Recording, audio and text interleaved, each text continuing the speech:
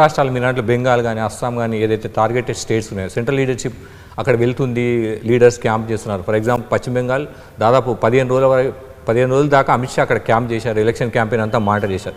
ఇక్కడ తెలంగాణకు వచ్చే వరకు సెంట్రల్ లీడర్షిప్ ఇక్కడున్న రాష్ట్ర నాయకత్వం పైన విశ్వాసం కోల్పోయిందా, లేకపోతే ట్రస్ట్ డిఫిసిట్ వచ్చిందా, లేకపోతే ఏ సమస్యతో వాళ్ళు ఇక్కడికి వచ్చి ఉండట్లేదు? రెగ్యులర్ పార్టీ యాక్టివిటీ కానివ్వండి, ఇన్ఛార్జ్ ఉంటున్నారు, ఇవన్నీ జరుగుతున్నాయి. అంటే ఒక రాజకీయ పార్టీలో జరగాల్సినవన్నీ జరుగుతున్నాయి, కానీ ఒక లక్ష్యం వైపు దూకుడుగా కేంద్ర నాయకత్వం వచ్చి ఇక్కడ కూర్చొని మిమ్మల్ని అందరినీ తీసుకెళ్లే పరిస్థితి ఎందుకు లేదంటే ఇక్కడ నాయకత్వం మీరు అంటూ బలమైన నాయకుడు వాళ్ళకి కనిపించలేదా?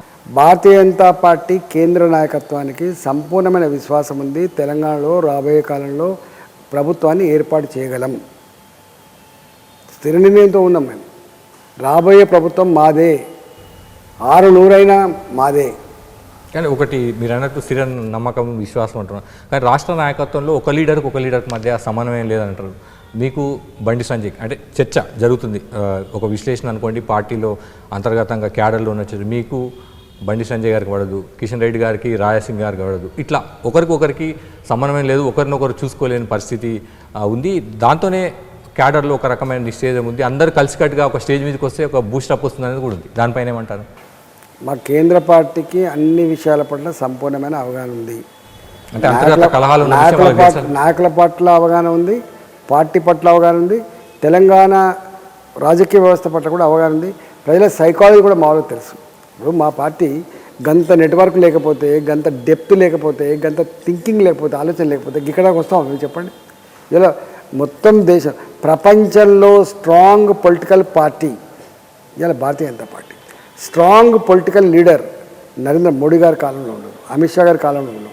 కాబట్టి డెఫినెట్గా ఇవన్నీ కూడా సార్ట్అవుట్ చేసుకుంటాం, తప్పకుండా పురోగమిస్తాం. మళ్ళీ మీరు బీఆర్ఎస్లోకి వెళ్తారన్న చర్చ, ప్రచారము, విశ్లేషణలు, లేకపోతే మీ మీద అసత్య ప్రచారం ఎందుకు జరుగుతుంది? 5 ఏళ్ల కాలమైంది, ఎందుకు నిత్యం జరుగుతుంది? మాకేమో జనరల్గా అందరికీ సమ్మర్లో ఉక్కపోతుంటుంది, మీకేమో ప్రతినిత్యం బీజేపీలో ఉక్కపోతున్నట్టుగా అనిపిస్తుంది.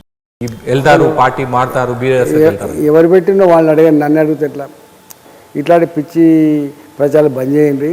ఈ సోషల్ మీడియా వాళ్ళు, ఈ పైసలు ఇచ్చి రాయించే వాళ్ళు ఈ ప్రయత్నాన్ని బంద్ చేసుకోండి అని చెప్పారు. హుజూరాబాద్ అనేది మీ నియోజకవర్గం, ఎందుకు రీసెంట్గా జరిగిన మున్సిపల్ ఎన్నికల్లో గతంలో లేని విధంగా ఓటమి పాల్గొవాల్సిన పరిస్థితి, ఎందుకు స్థానాలు కోల్పోవాల్సి వచ్చింది? తెలియదు, నాకు సంబంధం. మీరు రిప్రజెంట్ చేశారు కదా సార్, అంటే జనరల్గా మీరు అక్కడ ఉన్నారు, మీరు ఆ ప్రాంతానికి సంబంధించి మీరు ప్రజలతో కలిసి ఉన్నారు, ఇప్పటికీ మీకు అక్కడ నుంచి రోజు ఇక్కడ ఈసారి వెళ్ళలేదు నేను. వాళ్ళైతే వస్తుంటారు కదా మీ దగ్గరికి, వస్తుంటారు, ఏమైంది చెప్పి ఉంటారుగా. అక్కడ మాకు ఒక ఎంపీ గారు ఉన్నారు, వారు చూసుకున్నారు దాన్ని.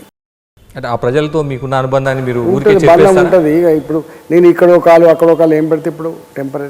ఇప్పుడు నేను అక్కడ ఆల్రెడీ ఎంపీ ఉంది, ఇక్కడ నాకు ఇక్కడ 2-3-4 మున్సిపాలిటీలు ఉన్నాయి, నాకు ఇక్కడ బోర్డంత పని ఉంది.